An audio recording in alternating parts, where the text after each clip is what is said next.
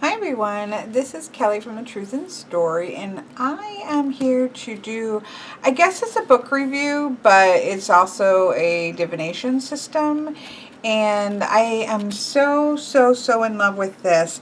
I've been working with this for, I'm trying to find Water Elemental on Instagram had sent me a message. Let's see when that was. That was March 13th, saying that I might want to check this book out because it combines elements and alternative divination methods with dice.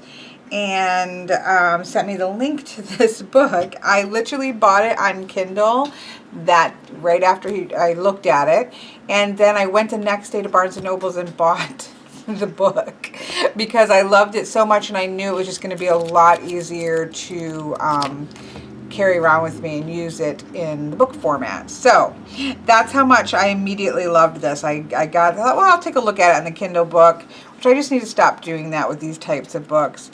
But I didn't know. I thought I'll take a peek at it and, kind of looked, read through it, and then just literally went and bought it because it was so awesome. Now, it is, so let me try to be particular here. So I've been using this since the 13th, and today is the 2nd of April. So a couple weeks now, but I have been doing a lot of readings with this. So I have definitely used this. Feedback from the readings that I've done have been just, fantastic. I just love this. Stephen Ball gets a high five from me. So the book is called Elemental Divination, a Dice Oracle by Stephen Ball. It is produced by Llewellyn. The full price is $15.99. Obviously, usually on Amazon, you can purchase these cheaper. I know that they do have it on Book Depository because my friend Chris from Greece, I did a reading for him, and he went and purchased the book as well, and that just came in for him. In fact, I think he put a video up about it, and I will put a link to that below as well. So I know you can get it on Book Depository as well. It says Stephen Ball has studied and taught divination and magic practice for more than 15 years, focusing on druidry, Wicca, and shamanism. As Stephen Blake, he wrote The Apple Branch in English Shamanism, as well as the popular correspondence course on modern shamanic traditions. And so what I think I'm trying, I was trying to see what, we're going to talk about this and, and go into, I'm obviously not going to give you everything because, you have to have the book in order to really work with this anyways. But I certainly don't like, to give you everything that you need so that you don't have to purchase somebody's book, because this is his system and it's amazing. So I'm going to kind of give you enough of a feel for it. But it's well worth. Again, you generally on Amazon aren't even paying the full $15, and to me, it's well worth it. So it is what it feels like to me is a Western, sort of a Western I Ching, and I'm saying that loosely, right? So I Ching really is for me. Again, there's many ways to approach I Ching, but I Ching for me is very much bibliomancy. You are doing a casting in order to go to an ancient text, and then that's the oracle, and that oracle text has something to say. It translates into something that you have to say about a situation or for a reading for a person. Obviously, the I Ching is based on Asian history, Asian elemental system. It is based on a different construct or understanding of the way that the world works than a Western one, which, it makes sense. It's from where it's from. This feels similar to geomancy and I Ching, so except for like geomancy, it's working with Western elemental system, but it feels similar to that sort of system. I'm sure that it was in some ways inspired by that, just the way that things are set up. Well, to me, I think that things inspire doesn't mean that we know that they're inspired by that, but we're inspired by everything that we learn. So the way, let me first give you a quick introduction to the system. I think that will make more sense. And then I'll kind of do a walkthrough of how the book is set up. So it's a dice-based system in this beautiful little bag that my friend Chris had sent me. And it came in right when I started working with this. And so it fits all of the dice that I use for this. And it's perfect. So these are my dice. Now I'm going to take these out because I've sort of added these in, and I'm going to talk about those, but we'll talk about those in a little bit. At its core, it is, and you can just use one set as well. I have been reading a certain way since I started reading with it, and so I'll talk about a 3 set of dice is how I did it plus this. So it's actually 4 set of 3 dice. But you can get, what I did was picked up a Tenzo, which I'll put a link to one in Amazon. It's not an affiliate link, just so that you can see what I'm talking about. It has 4 colors with 10 of each of 4 colors. And so that's a really cheapest way I can see to, make yourself a set so that you can have the differing colors, which to me makes it easier to cast. So I'll put a link to that. I actually picked up these. I have a gaming, sort of like a Dungeons & Dragons gaming and comic book store nearby, and they sell dice separately. So I picked up 3 of these beautiful green dice here, and then put them with these white and green dotted ones. So I have one with each, and that's how I made this setup. These 3 come from that same Tenzo that these white ones came from. So there's different ways you can do it, but I will say, just in terms of, I think, cheapest, or do as I think Chris did, and he had some black dice and some white dice and used it that way. But I think you do want 2 of a color and 1 of another. I think that for me makes the most sense. You could even have 3 different colors, as we're going to talk about, but the way that I cast, that's not really an issue. So I'm going to put these aside for a minute. So let's zoom in on the dice for a minute. And I know Isabel is gotta be being bossy. Oops. So let's zoom in here for a second. Okay, so of course the standard dice is a 6-sided creature, right? We all know and love dice. I am a huge lover of dice. I use dice for geomancy, casting. It's my favorite way to cast geomancy. So I have a set of elemental dice for geomancy casting, because geomancy has fire, yellow for air, bluish color for water, and green for earth. So that is, oops, you can't even see that. Sorry about that. There you go. So that is my beautiful set of geomancy dice that I love to cast with. I'm just a huge fan of dice and cards and all things wonderfulness. So this excites me just on the level of being about dice. But dice are 6-sided, and so what the creator of this, which is again Stephen Ball, what Mr. Ball has done is he has assigned each of these dice to be, or each number on the dice to relate to an element and the sun and the moon. So he has the first element here as to do with air, and I really like that. He talks about the clarity, so you have that focus here of a single dot, and clarity that he associates with air. He associates the number 2 with fire. So you have that fire that is growing and transforming, right? So you have that with fire. He associates 3 almost like the crest of the wave. So this is for water. And then traditionally you think of 4 as being earth, stable. You have the physicality of the 4 legs of the stool and the stability there of earth, with the number 4. The number 5 he has associated with the sun, which I just kind of think about. You can just see sort of the sun's rays kind of come. Here's the sun, and you've got rays coming off of it. It's not too hard to remember. And then number 6 he has associated with the moon. You can kind of think of the two towers of the moon card, perhaps in tarot, to remind you of that. And so we have the four elements plus the reigning element, or planetary device, so to speak, body of the sun and the moon. And so that's how he has labeled the 1 through 6. And then it's made up of 3 parts. So almost like a geomancy figure, as I put them away, but as you saw, those 4 dice, a geomancy figure is made up of four pieces, 4 parts. A reading, so this would function sort of as a card, so to speak, and it's made up of 3 pieces. The first dice at the bottom is the sort of current element. It's the element that is already in play. I think that he, let's see how he actually states that. Existing element. So we have the existing element at the bottom.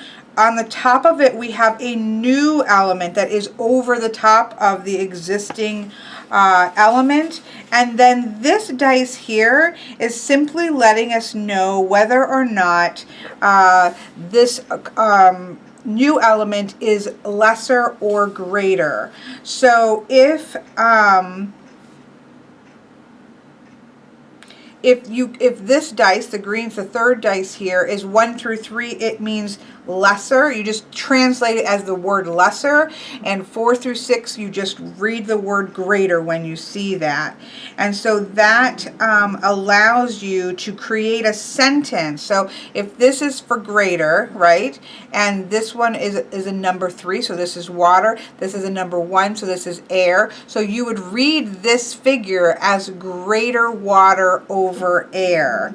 And so you can even kind of see that in terms of not with the greater and the lesser, but where you have the 2 trigrams and you have sort of thunder over water or something along that nature in I Ching. So it kind of sounds similar, but we do have this lesser and the greater. And it doesn't necessarily mean negative or positive. It's just a lesser strength or a greater strength. So greater water has much more of an impact on what's underneath it than lesser water might have. And so that's how you read these. This is the existing element. This is the element that's coming into play, and whether or not, and this is the strength of that incoming element. So in a nutshell, you have 6 numbers. You have fire, or you have air, fire, water, earth, you have sun, and you have the moon. You have the current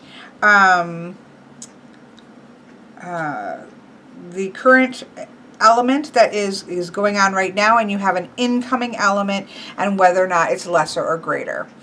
Pretty simple, right? Pretty basic. It's not real hard to pick up on the structure of it. Now, given that, so I'm zoom back a little bit closer. Given that, let's take a look at this. So that's the basic structure. So what he does in the book is that he goes through, and the book is really beautiful, well laid out. I mean, Llewellyn does great things. It does a history of dice in divination. It talks about the structure of the oracle. He says the oracle shows 2 elements meeting. One is the current situation, and the other is a newcomer that is either stronger or weaker. In the many permutations that result from these pairings, the struggles and delights of human life can be seen.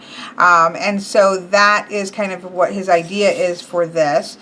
He talks about the history of using dice in divination, which is a very long one. There is also the history of using correspondence to the elements. He does a great job of bringing that in. And then he clarifies what associations do these elements have. Certainly to him, it's good to clarify that. And so he then goes through each one.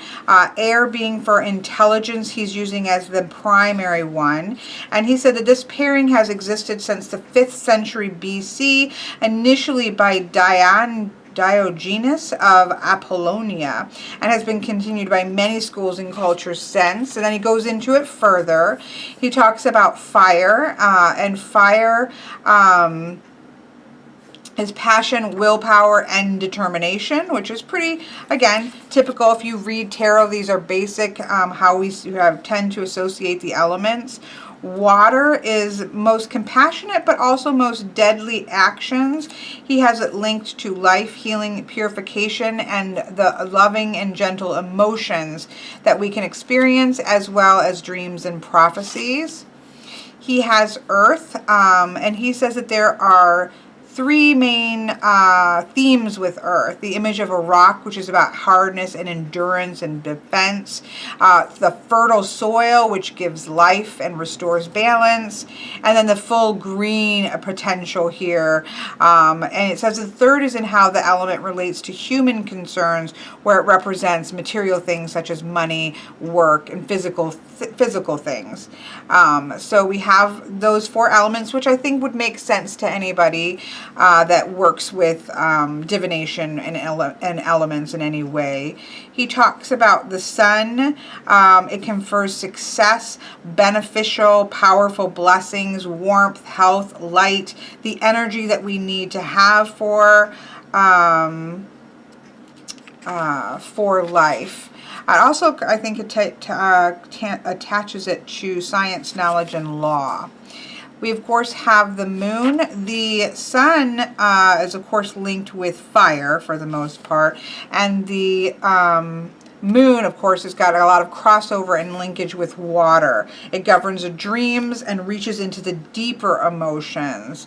And it is the opposite of the sun's fixed light, being an ever-changing rise and fade of reflection. He talks about, and he goes on again, each one of these, he goes on and talks about a good chunk about those elements. So, again, and how you know, what you bring in, but it's good to see how he relates to them, because it's going to then make the meanings of the figures to end up making more sense based on how he sees them. So then he talks about casting the oracle. He does a really good job of giving you graphs so that you can see what something might look like. We'll talk about that in a minute. Goes into making sure you're asking good questions. Whether you're going to do almost like a single card reading, which would be rolling one set of dice. Again, you're not just rolling one dice, but you're rolling a set of dice. Two, in which you would have two sets of dice, right? So this would just be like a single card. This would be a double. The first showing more detail on the present and the near future. And then you can do three, which would be the present. He does it as the present and two choices that you can make. Obviously, you can also do past, present, and future. All of the different ways in which you could read a 3-card, you can do with this. Just kind of looking at these as cards in a way. I have been... I guess I've been doing it a couple different ways, but I have been doing all three figures, and actually with a fourth underlying issue is how I have been reading them, but we'll get to that in a minute. So he talks about that, and he gives you an example of how you would read it. We're going to get into that, so I'm not going to look at those. Choosing out how to choose out your dice. Some advanced ways that you can, adding some extra things in. Again, I've kind of done that by adding a sort of underlying issue here, but he does talk about adding some other dice back in. He also talks about how you could not use dice if you don't want to use dice, but it would, you could paint. He talks about painting the image given with each combination onto a card and making it into a card system. If that's too difficult, he says just write the title of each so you could make sort of, like I have a deck of test cards. These are just test prints of my oracle, but these are just on paper, right? That has all of my cards for my oracle deck with it on the card, so that I can do readings with it, see how it feels, is it working for me, that kind of thing. So he's saying you could actually just write the name of the lesser moon over earth, which is called the moonlit glade. So you would write the tranquil lake, and then the two elements involved first. So that you can kind of get to use that. Anything, you know, he just kind of gives you, I like that because he is just telling you, kind of make this your own. See what works for you. If you don't like to cast with dice, I can't imagine such a thing.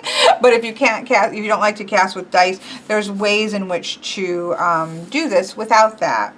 And he's definitely, obviously giving the big thumbs up for you to make it your own, which is always lovely.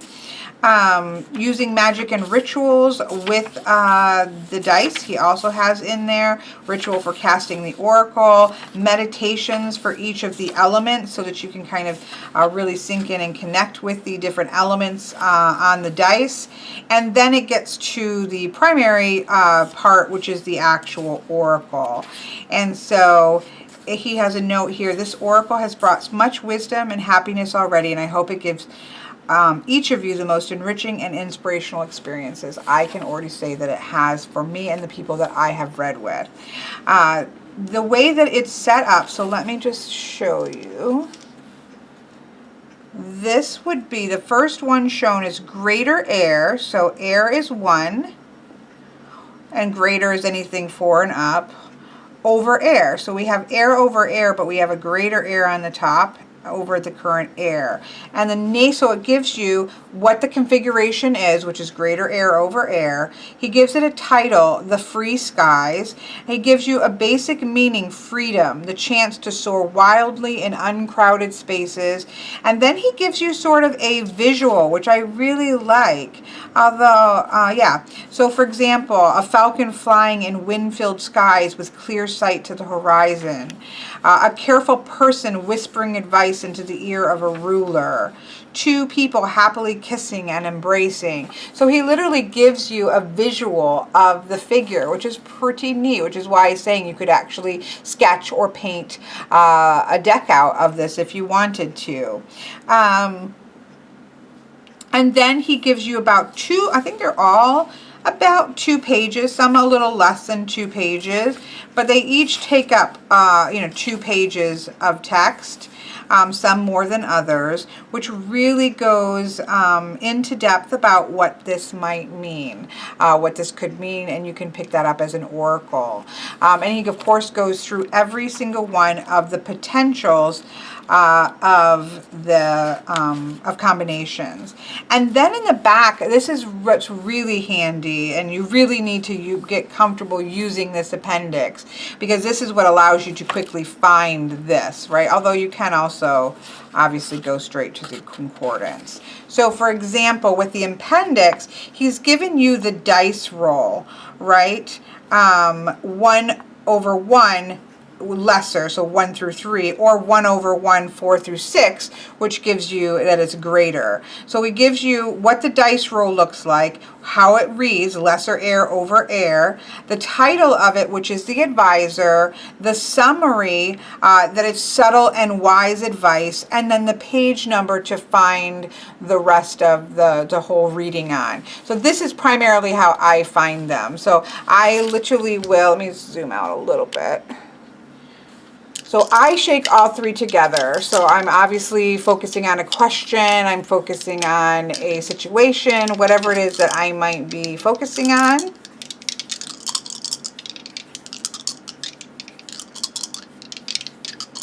And then I cast the dice right off the table, which I have never done until today. Oops, sorry, Isabel, I just kicked her. Let me go get my dice before Isabel eats it. All right, let's try that again. You can get a dice rolling. So I'll show you what I cast charm casting in, which this would also work really well for.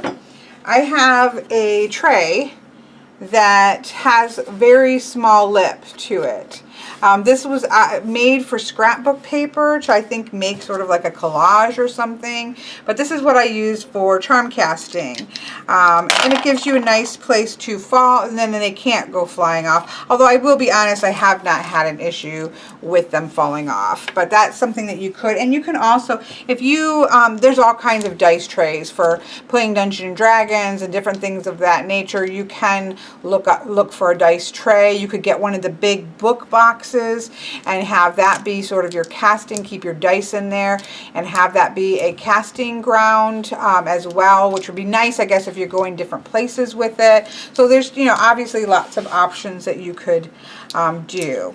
So I just cast all 3 at one time, and then I simply look for what dice is over the other. And it almost always, even if it's just by a hair, one of these white dice are going to be over the other. So for me, this one is over, so I have lesser, because it's 1 through 3, earth over earth is what I've cast.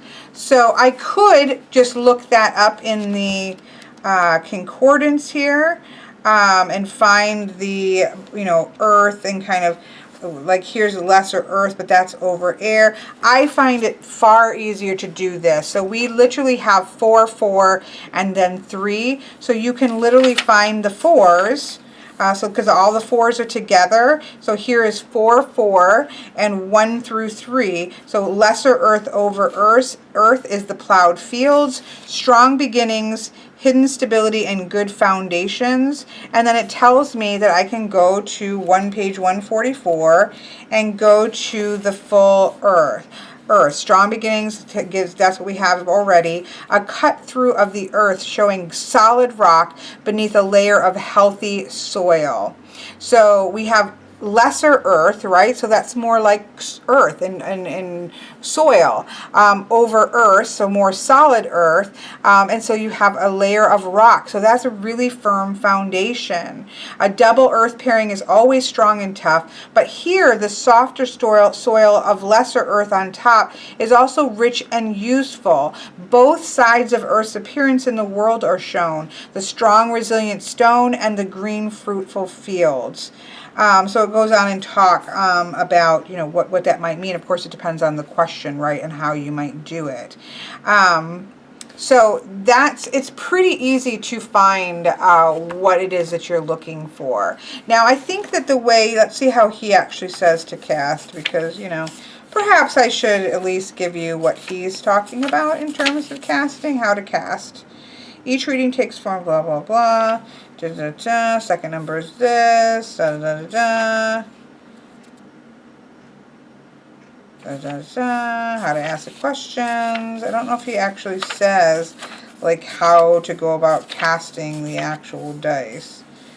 But you could, no, beyond, magical ritual, nope, I guess not. I guess I thought there was a section. So you could, so for example, my friend Chris, he's been casting them one at a time. So he chooses, okay, I'm casting the existing dice, okay, I'm casting now the incoming element, and now I'm casting the modifier. Right? And so then you can create it that way. And that way you always know for sure what's top and bottom. I love dice bumbling. I like dice to bumble about together, and I like the idea of it as a whole message all at one time.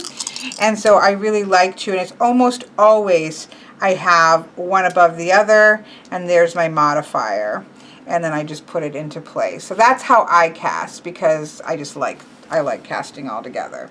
And the way that I have been casting is like this. Now again, what it is, whether it's past, present, and future, whether it is something to hold on to, something to let go of, and something to lean into, it sometimes depends on the question itself, but I've been reading it in this configuration where I have 3 sets of 3 card, basically like a 3-card reading, and then I have an underlying issue. I put different colors here to this set, and this is just something that's underneath the surface that may be foundational to what's going on. It may be something that isn't seen that we need to be aware of in this situation. Again, that's going to kind of depend upon the actual question and how this might relate, but this configuration of 4, I'm putting a lovely crystal in between, is pretty much how I've been reading and how I really have found this to be a full and rich way to read. It's been fantastic. So Of course, I think it's always best to give you an example. You obviously will need this book in order to read, because these are where all of your, you get a little bit of a feel for it without, if you're really like me, I use elements a lot. I have very clear elemental associations. I work with geomancy, which works with the elements. So I have a lot of correspondences, right, surrounding the elements and what they mean together and these types of things. So you can really start, like if we just look at this, if we see we have lesser moon over moon, we can kind of think about what would that mean. These aren't great examples because we have a couple that are the same, but let's say here we have greater fire over air. And we can just think about the element of fire coming in. It's greater than the mind, so the passions are maybe overwhelming the mental thinking, right? So you can kind of, before you look it up, I highly recommend you think about, what does that mean to you? What does greater air over air mean? That's a lot of clarity. That's a lot of focus. That's a lot of, that's what he said. It's a falcon that's flying overhead and getting a clear shot of what he needs to see. So you can really think about, what does that mean to you? And I highly recommend that before you go right to the book, think about, what does greater moon over water mean? That's a beautiful image there, to think about the greater moon over a lake of water.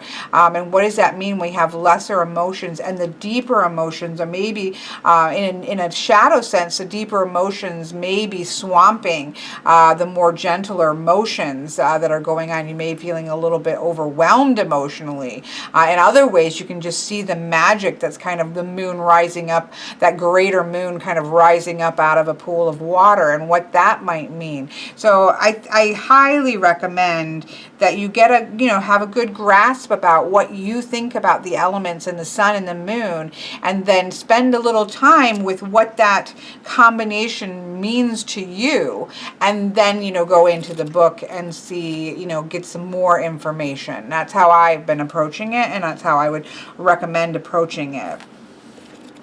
So let's do a question, because I think all things work best when you actually give yourself an example, right? So I have somebody that I know who is looking to see whether or not this is the right time to kind of strike out on their own in terms of creating a business.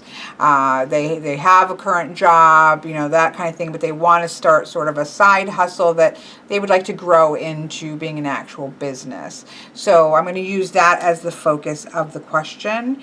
And I think for this particular question, I'll do a past, present, and future, kind of how past things might be affecting this question, what currently needs to know, and where things are headed, and then of course I'm going to do the underlying situation.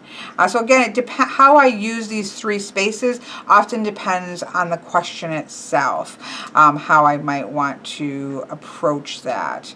I could do the same. I'll try maybe the same question a couple ways, just so you can see how that might change it up. But really, if you think of it as a 3-card reading and all of the myriad ways in which you can read 3 cards, and I have done the way he recommended, but this one doesn't have 2 choices here. But let's say we're looking at the situation and there's 2 options, and so then you can get information about these 2 options that you have going on forward. And then of course I'm always doing underlying issues. That's just how I've tended to do this setup. It's 4 basic elements. I like there being 4 sets. It just works for me. But let's do it this way in past, present, and future. So I'm going to move this for right now. So I'm really thinking about the question and thinking about whether this is good timing. What is it that this person needs to know about, whether this is the best timing, the best opportunity, the best way to invest their energy and their time and their money. And then I cast. So here we have lesser moon over fire in the past, right?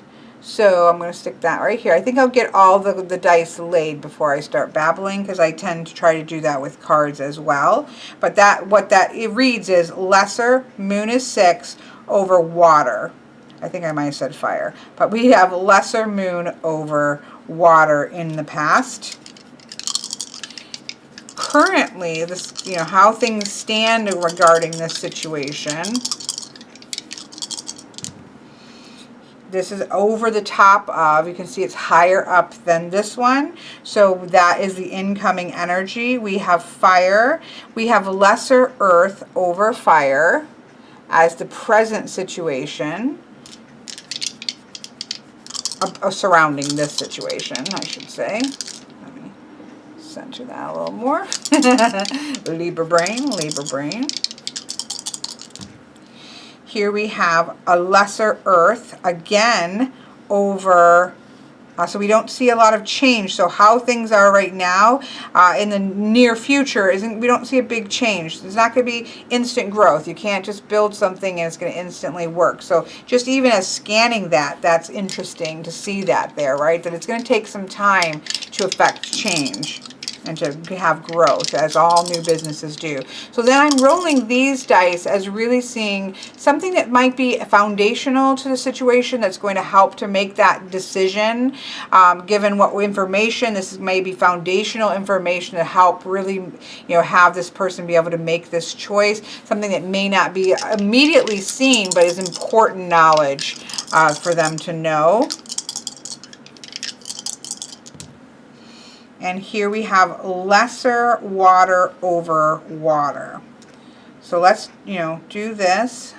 Put our lovely clarifying Herkimer diamond in the middle here. I do think Herkimers are great for this because it is about clarity, and or I see it as being really clarifying the situation. So what we would do if we were, you know, following the guidebook here is we would start, I would start to the past here, and we're going to look for 6-3, I'm sorry, and it's going to be lesser. So these are grouped by 1 through 6. So you can find the sets of 6. There's 6-1, 6-2, 6-2, 6-3, which is what we have, and it's 1 through 3. So it's the lesser moon over water, and it's called the still soul. And so we go to 128. So it's really quick to find what it is that you're looking for, and it's only 3 sets. So I find it to be I think he did a very good job, a smart job putting this appendix in.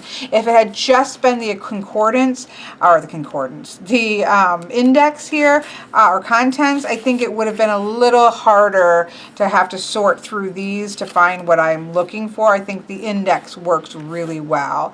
So we even have the image here, a misty moon behind clouds, hidden and hinted at by its light over still waters. So it says this lesser moon is present above the waters, but not in a strong enough way to be influencing them. It's not totally visible, and the absence is relatively peaceful, right? It's talking about still, silent, gentle waves.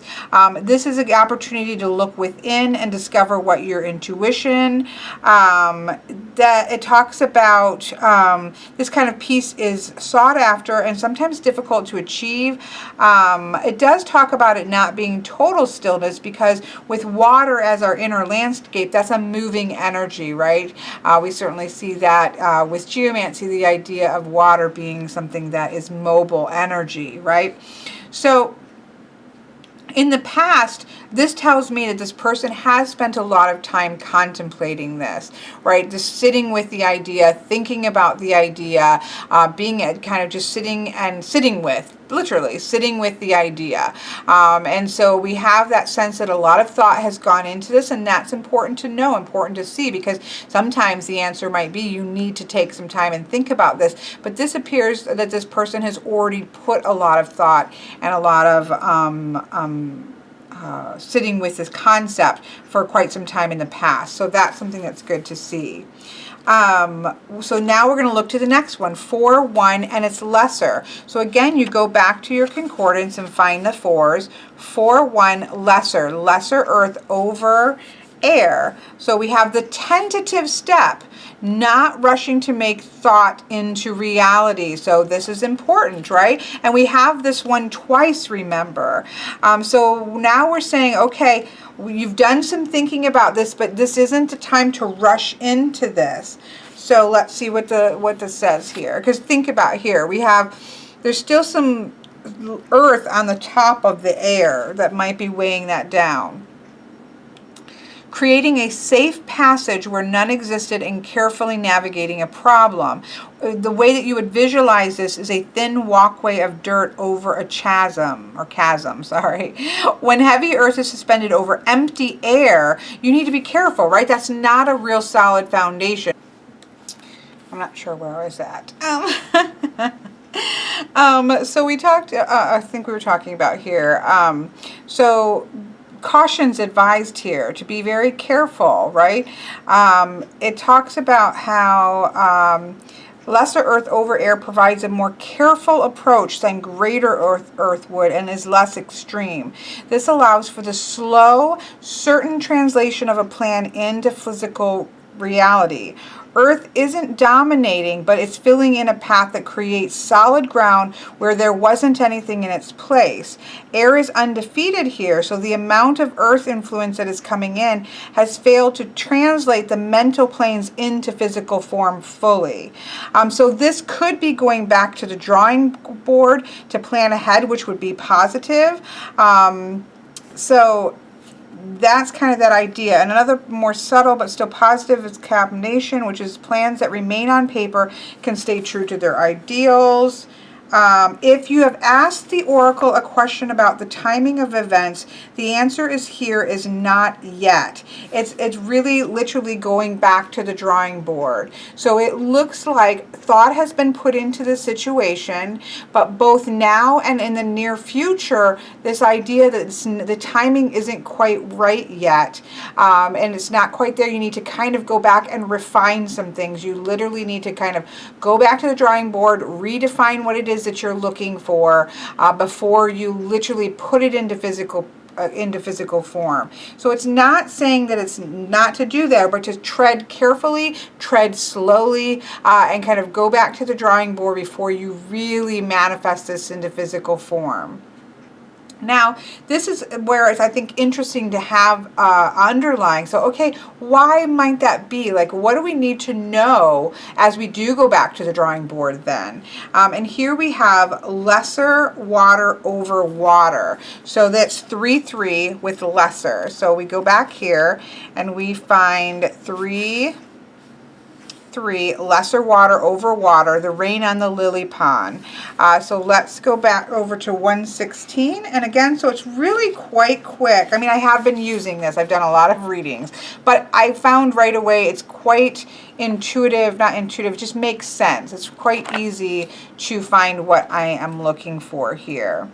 Water can be a challenging element, and when it's disrupted by another coming in, wait, this is lesser water. So lesser water over water. You can have upheaval. So if this was greater water over water, this would be more of an upheaval. But this is not. This is a soothing the water with a light rain. So there is some barriers. It talks about this reading dissolving away barriers and some healing that still needs to take place. So what I look at that as sort of that idea that there are still some barriers to making this come into full fruition. It's nothing that is a great barrier. There is nothing here that says don't do this ever. It's that the timing right now isn't quite ready between right now and in the near future. Like, this isn't something you're going to jump into in the next month or so, right? This is not, there's some barriers that need to be worked through, and then we need to refine the plan a little bit first before you start to really put this into fruition. So I think that that's a helpful reading. Like, that to me is fantastic. Four card reading, 3 card with something giving us underneath.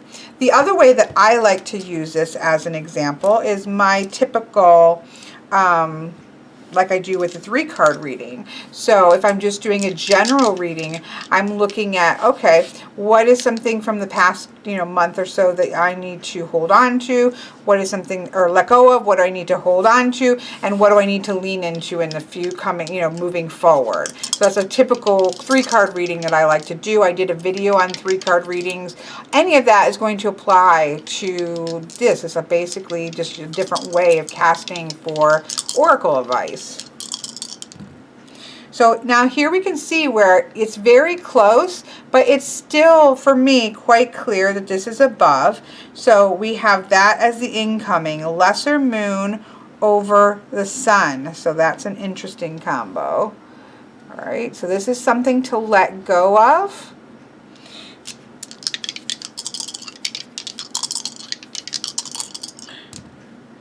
This is something to hold on to, which is lesser fire over sun. So a lot of sun energy currently here. And we've got some incoming energy of moon and fire. And then lastly is moving forward, what's some energy I want to lean into? We have lesser moon again, so we have lesser moon. Actually, that's twice we've gotten double up. I haven't found that I get those a lot, but apparently today we do. And then this I think is important. Is there something underlying everything? Is there something foundational that I need to be aware of? So is there something that I'm not seeing clearly or not paying attention to that I need to bring to light? And here we have lesser earth over water. And put Mr. Herkimer to lock the reading in place just because I'm a dork. And so again, we have 6, 5. So we're just looking here for the 6s and 6, 5. But this is lesser. So the mirror is obscured. 176. I should read one of these out so that you can see the language. I'll do that with what to lean into. I'll read the whole thing so you can see. A large sun with a smaller moon almost unseen to its left. The moon is an empty circle with no color of its own. It talks about how moonlight is always made from reflected sunlight. The moon isn't trying to complete. Its own reflected glow is so small compared to the sun, it's all but nearly invisible. There are advantages to being unseen. It is also useful to deliberately allow yourself to be a small mirror for another person's light. Sometimes this is because the other person has more experience, and it goes on to talk about that. So remember though, the moon has failed here and is of lesser strength than the sun is ruling things. Hiding in plain sight and hoping people look away from you is a risky plan. So trying to be invisible, trying to kind of stay out of the light, just kind of maybe being more retreated. This could also be having, abdicating your power over to somebody else as well. But for me, I'm seeing this as sort of just kind of not being present, as fully present. Needs to be, it's time to let that go. So for example, I've been sick, and I've just kind of been stepped back on a lot of things. You try to stay like involved as you can, but if you're really sick for a while, you just kind of have to take a step back for a little while. But it's time to let that go. It's time to re-enter into the world, so to speak. So that's something that needs to be let go of. When we move to the next one, which is something to hold on to, we have 2, 5. So again, we'll go to the 2s, 2, 5, and it is lesser. So we have lesser fire over sun, which is page 160. Lesser fire over sun, the prodigy, a wise student capable of skill and restraint, or the first steps in a new project. So we have a small amount of fire, but it cannot, so this is a small amount of fire, it can't compare to the sun. So when it's entering a situation that the sun always holds, it must not assume that it knows everything, right? This is therefore a reading of not wasting the opportunity to learn from someone more capable, to recognize their expertise, and to seek out opportunities to add to your own strength. So this is that idea.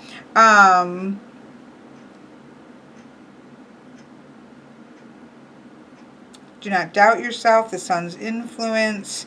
here means that you will brush off obstacles and other people's angers, as long as you approach a stranger comparing with humility. So it's basically about learning from somebody, and understanding that you can still learn from somebody, and you want to hold on to that. So there may be lessons that I started in the past learning from. I've definitely been doing a lot of,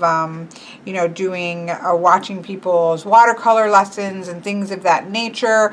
And there's much for me to learn, and to always approach life. Hold on to that feeling of that there's always something more to learn. There's always something more to learn about tarot. There's always something to learn about Lenormand, about painting, about all the things that are my passions. Is that sort of continual energy there of that continual student. You always need to be open to learning, even about something that you feel like, oh, I've got this down, I really get this, I love this is my passion. Continually learning, continually be open to somebody learning, and that's something to hold on to. And then what is interesting, and we have to think about this, right? If this is the same card, so to speak, or the same figure, there is an aspect that needs to be let go of, and there's an aspect that needs to be leaned into. So now we're kind of looking at light and shadow, which is exciting. I quite love that. So let's go back and read that one. So we have a lesser moon over the sun. So 6-5. 6-5, and it's lesser, and that's 176. So I'm going to read this out so that you can hear a sample of the whole text here. So lesser moon over sun, the mirror obscured, reflecting in another's glory and visibility and the ability to hide from unwanted attention. A large sun with a smaller moon almost unseen to its left. The moon is an empty circle with no color of its own. Moonlight is always made from reflected sunlight. In this reading, the moon isn't trying to compete. Its own reflected glow is so small compared to the sun that it is all but invisible. There are many advantages to being unseen. It can also be useful to deliberately allow yourself to be a small mirror for another's light. Sometimes this is because the other person has more experience and that it would be dangerous to challenge them, or the pressures that come with being in the spotlight are not worth the reward. It's true that you can be ignored if there is a brighter light nearby, and it's also true that concentrating on the reflection itself can lead to too much vanity or introspection. Instead, realize that this is a relaxing, stable place to be, and use this privacy to achieve your goals. A big distraction can be great for allowing you to keep your secrets. Remember, though, that the moon has failed here and is of lesser strength. The sun still rules, and the golden light could reveal truth. So make sure that you don't mind those secrets getting out, or be ready with a story about them. The moon hides activities or creates darker shadows around them, while the sun works to expose them. This mirror made of a moon is therefore an odd one.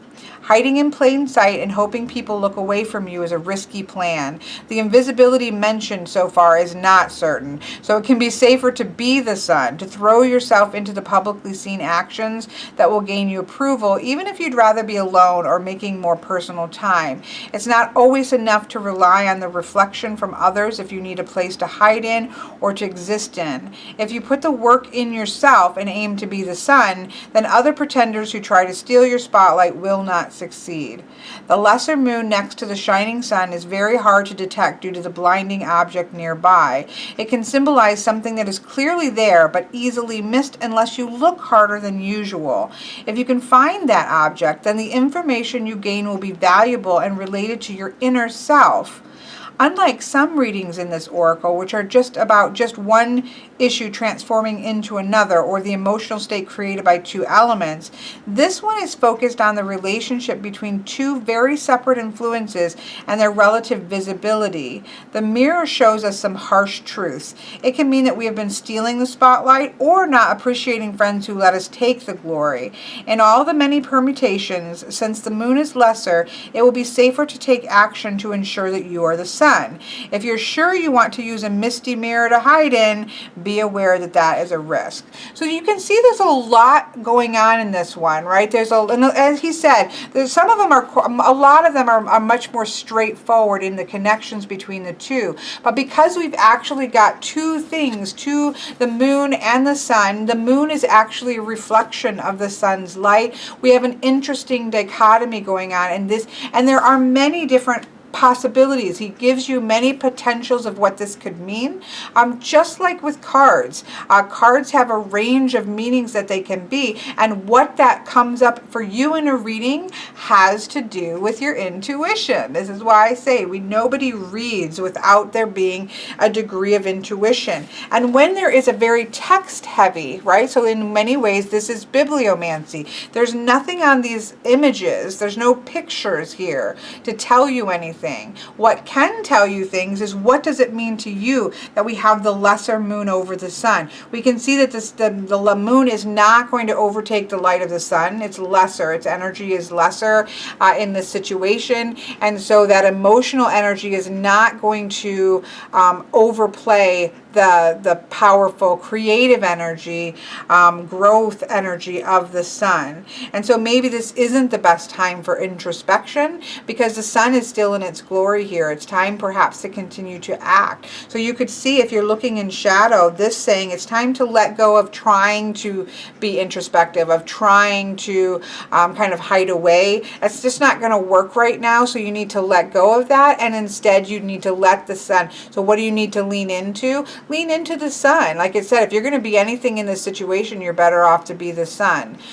So I would read this just elementally, is it's not really a time for the moon's magic right now. It's not a time for introspection. It's time to set that aside and lean into the creative, growing energy, forward pushing kind of powerful energy of the sun. Stay with that. That's not a time to go introspective.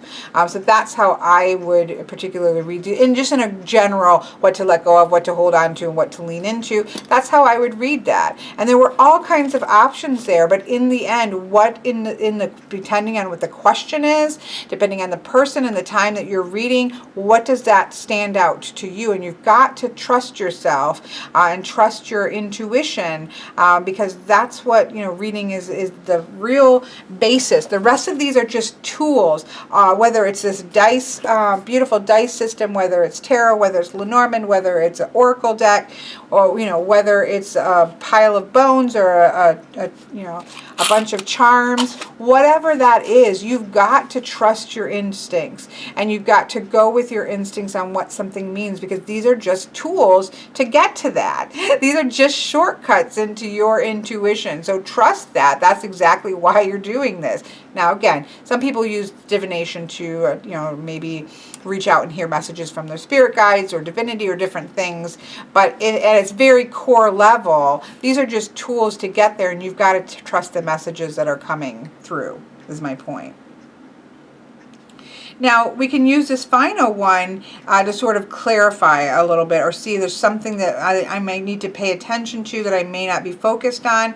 And here we have 4-3 lesser. So again, we go back here and we go to 4-3 lesser. Quicksand, right? So this is about out of control emotions perhaps, or just simply not being grounded. Think about it. We have got lesser earth over the top of water. What are you making? You're making mud. So, up here we had that sort of message, just continue to always be learning, right? Don't think that there isn't something that you can learn, because there is something that you can learn at all times. Because what we have underneath here is a lot of emotions that need to be stabilized. So there's some emotional however, the balance, you might read this balance it talks about. There is a bit of a trap here, right? There is a little bit of a message of warning that says, all right, you might be in a little bit of quicksand right now, and you need to get to stable ground. And he talks about how that might mean you've got to bring some stability in, because we have quicksand here over the top of the water, making muck and mud. Some of the answers might be to bring in some more earth, so that you can kind of stabilize things. So this is one of the reasons, one of the things that you might not be paying attention to and might not be aware of. And so that's important to know. Okay, maybe my emotions are still a little bit high.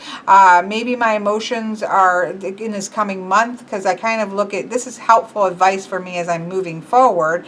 And so I kind of look at that and think, okay, I need to pay attention to that. There are some things that I might be overly emotional about, and I need to bring some more earth in. I've got to get my feet in the sand. I need to get stabilized. I need to be willing to be open to learning from somebody else at the time. And then I need to still go ahead and lean into creative endeavors, but make sure, because this is talking about leaning into the sun as well, but I want to make sure that I'm bringing in some earth and making sure that I'm kind of moving from a stable place. So I think that's very helpful, right? This is very helpful advice for me if I was doing a 3-card, what to let go of, what to hold on to, what to lean into. And this is some important information I need to know. And I think that, to me, it was very helpful to know, because sometimes we're not always aware. We've got some earth in there and we think, okay, we're getting stable. We got this. We're getting stable. We really just have muck and quicksand, or we haven't quite stabilized yet. And so this is kind of a heads up that says, look, I know you're trying, like you've obviously been working on it, but you're not quite there yet. You got to bring another truckload of dirt in. Get some rocks in there or something, so you've got a little more stability. That's helpful to me. That would be helpful information. So I think it's just a fantastic system. Again, I have done multiple. Everybody I know is like, can I do a reading for you? Can I do a reading for you? To test this out. And I really like it. I think that he does a really good job of giving you light and shadow. They feel primarily, if you were to look at the keywords, they look primarily supportive or positive neutral. However, in the write-ups, he, I think, does a good job of giving you ways in which that could be a positive thing and that might be a not so positive thing. Again, it just depends on the question as well. And it also depends on, and I love how he really goes into the elements, what those might mean, right? And you needing to take responsibility to figure out what does that mean to you, so you can start to think, well, what does that mean? Like, what does it mean when I've got... Did I just turn these, or I just read that entirely wrong? I have no clue. I probably read that wrong and it wasn't, but it gives you an example anyway. So if the whole time, if you were saying, no, you're doing the wrong reading, just roll with it. It's an example, right? Yeah, so for example, of Earth being over water, what does that mean? If you just think about what does it mean with stability over emotions, but it's lesser, it's not quite enough to stabilize the emotions. What does that mean? How could that be a good thing? How could that be a bad thing? It could be a good thing in that stability is coming in, right? Because this is what's existing and this is what's coming in. So we can say, okay, stability is coming in, but it's not quite there all the way. So it's good that we've got that kind of starting to stabilize out the emotions. That's a positive thing, but it's negative. It can be negative in the fact that now we've just made it muck and we might feel like we're in the right place and we've stabilized and we really haven't fully. I think this was actually this, which was lesser moon over water, but that's okay. We're just gonna, I'm not gonna backtrack it. We're just gonna leave it. It was an example. And example of a part B, make sure that you're reading the right the right dice and not getting distracted by work phone calls. Okay, so anyways, I think he's done a good job of giving you various scenarios so that it can trick and trip that what could this mean to me in this situation, where a certain sentence will pop up.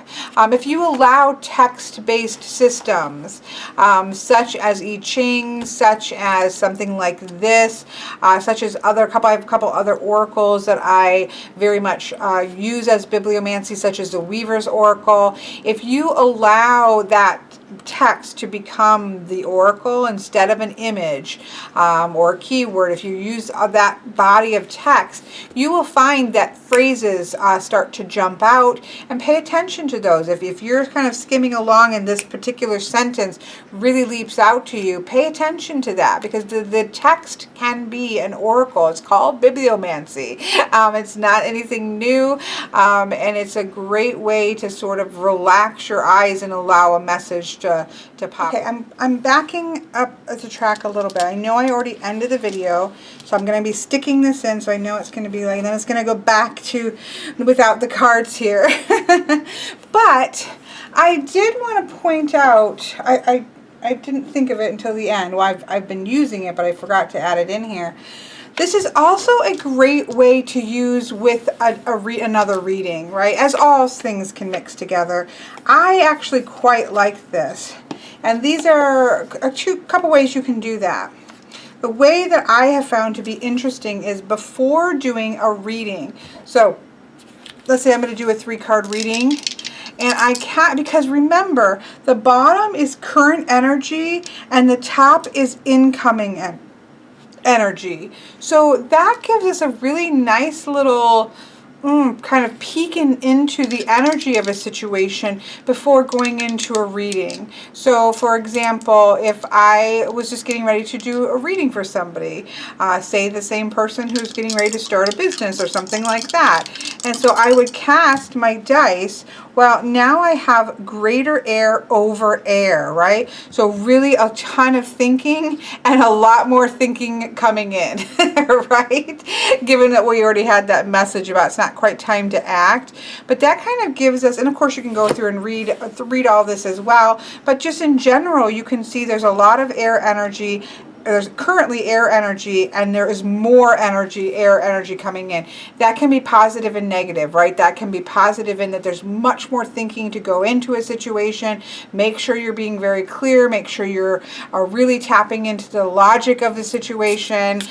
Make sure you've gathered all the information about the situation, but that could also indicate a lot of mental energy bouncing around like crazy and a need to get grounded first, right? So I could kind of, you get a feeling for the flavor of the energy of a reading, and then pull your cards and then go about doing your business here. So we've got growth, and big growth coming.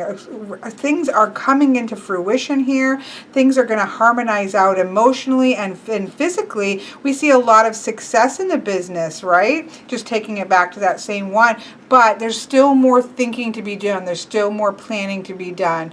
Really make sure you're giving careful thought into what direction you're going in, right?